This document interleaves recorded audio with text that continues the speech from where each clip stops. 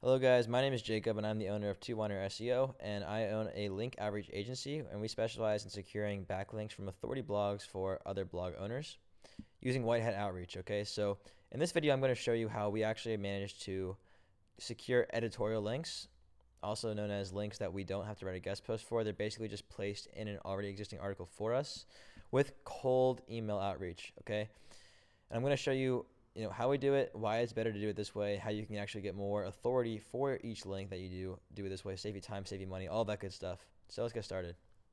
So real quick, as you can see here from this blog here, it's a vegan diet blog. I got a link from my client here, Keto HQ, which is a keto diet blog, and it links right to his page about protein powders, an affiliate page. I got a link to his affiliate page, which is pretty hard to do. In most cases, people don't generally like to link to affiliate pages.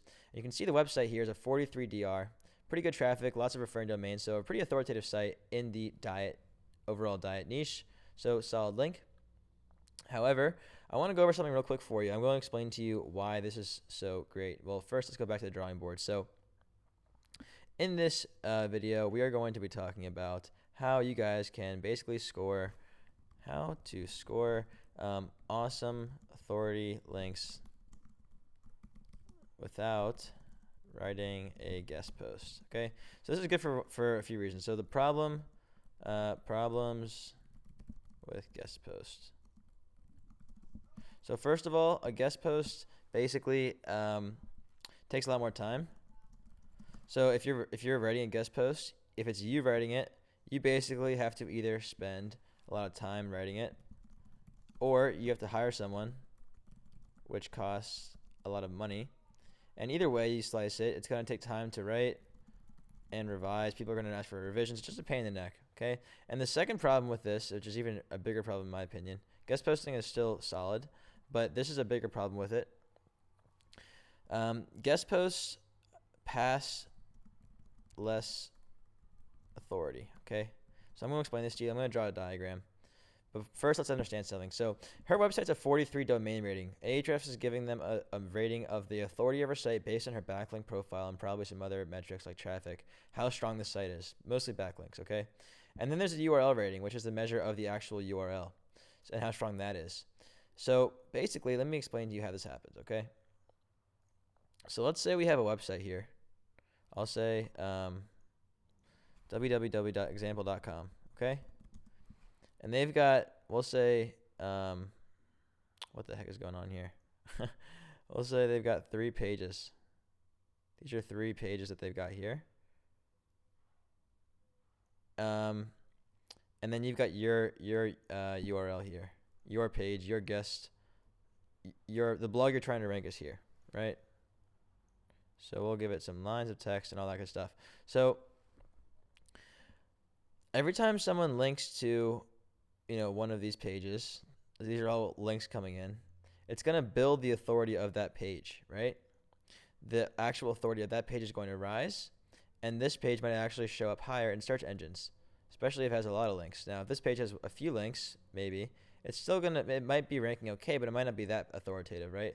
As opposed to if you have just a ton of links here, right? And so let's say this is a guest post with no links. Either way, all of the links to all of the pages on the site are all going back to the root domain, whatever the name of, or whatever the website is, they're going to grab all the authority overall. So the site's going to become more authoritative. But the URL rating, the rating of the authority of that individual page, is dependent upon how many links that page has. That's why you want to build links to a page you want to rank, because it's going to help that page rank higher. But it will also eventually make your site stronger. It's like a snowball effect. Anyway, I digress. The problem with the guest post is, as opposed to a page that's been up for a while, has a lot of links, a lot of authority, a guest post is brand new and no one is linking to them yet, right? So unfortunately, this page does not have any authority aside from what the website has. So obviously domain authority is important, and a link from a high DR site is going to be good, right? I'm not saying guest posts are bad, they're great, but if you can score a link from this page instead, the one with a lot of links, it's going to be even better. And this technique is how you can do that. So now that you understand that, let's go over how you can do this. So how to secure editorial links, and I think 5 steps. So step 1, determine your objective. So this is going to mean like figure out who you're reaching out to, okay? Well, first you got to figure out what page you want to rank. So let's say this page is about like, it's about, I'll say fishing rods. I don't know why I thought about that. But if you're going after fishing rods for your target keyword, best fishing rods, you're probably going to want to get links from, first of all, fishing websites, but also just like hunting and outdoors websites. You could do travel websites, probably like anything that's somewhat relevant at all to like this, you could get links from. But you want to pick a niche. So just start with fishing sites to start out. So then you got to figure out how many links you want. If you want 5 links, send 100 emails, right? So if you're doing a terrible job and you only have a 5% response rate, you can get 5 links. I can normally pull off 15 to 20% response rate. So, but if you're terrible at your job, you can at least get 5. Okay. So the next thing you're going to want to do is make sure that your emails are personalized. So you have to know your targets. Don't just send the same email to everyone and say, hey, I want a link. Figure out who you're emailing. The owner of the blog, not the writer.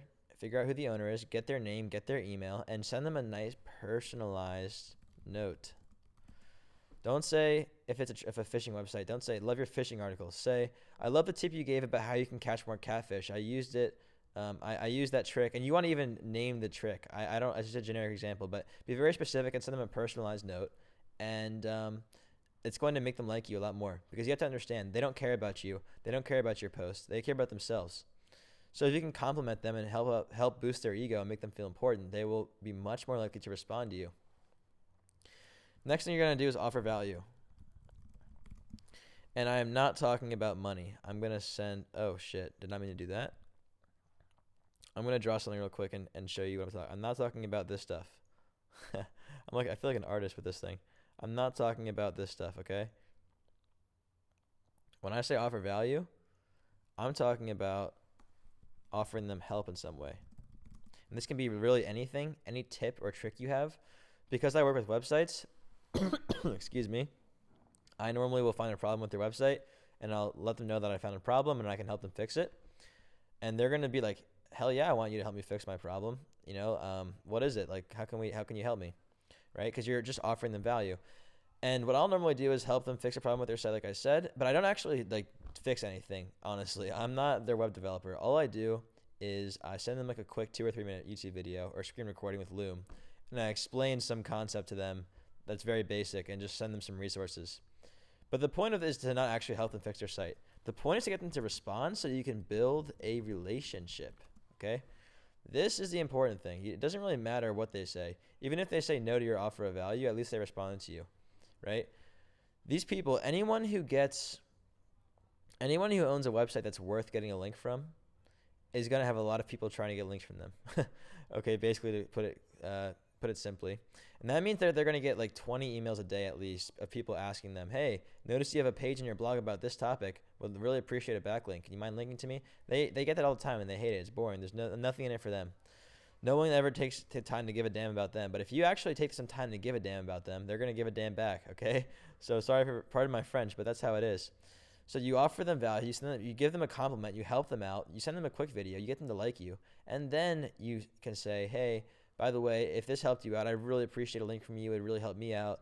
And I have this post that I just wrote. I spent a lot of time on it, and it's related to this page on your site. Could you just slip a link in there for me? I'd really appreciate it. And like 99% of the time, people are going to say yes, especially because you did them a favor. They're going to feel like they're in your debt to repay you. And even if you want to just offer it initially, like in your first email, say, I noticed some problems with your site that I'm happy to help you speed up. In exchange, would you be open to, all I ask is that you can link to one of my pages and send them the page. And that even will get you a response, right? The only difference is you're actually offering them something and complimenting them and offering them something for their time, instead of just merely like emailing them, asking for nothing and giving nothing in return. So that's pretty much all it is. And once you do that, they're going to say, yeah, sure, let me know what page, and then you can just get the link. And that's what I did with my keto diet blog client, and this is what I do all the time. And this is what you can do as well. And if you guys actually if you're interested in a cheat sheet, like a checklist that I put together, you can actually click a link down below in the description. It's going to take you to a landing page on my website where I'm going to give you basically a free PDF. It's going to walk you through like a checklist of everything to include in your email to maximize your response rate. And I'm going to basically be giving away what I use with my agency to get such insane response rates. So if you are interested in that, just go ahead and click the link down below. And I'm also interested in hearing about your biggest issue with cold email for link building. I used to send a lot of emails and got no responses. I'm sure you guys have the same issue or have had the same issue. So let me know down below what you guys are dealing with, and I will do my best to answer your questions as soon as I can. Thanks for watching. I'll see you in the next one. Peace.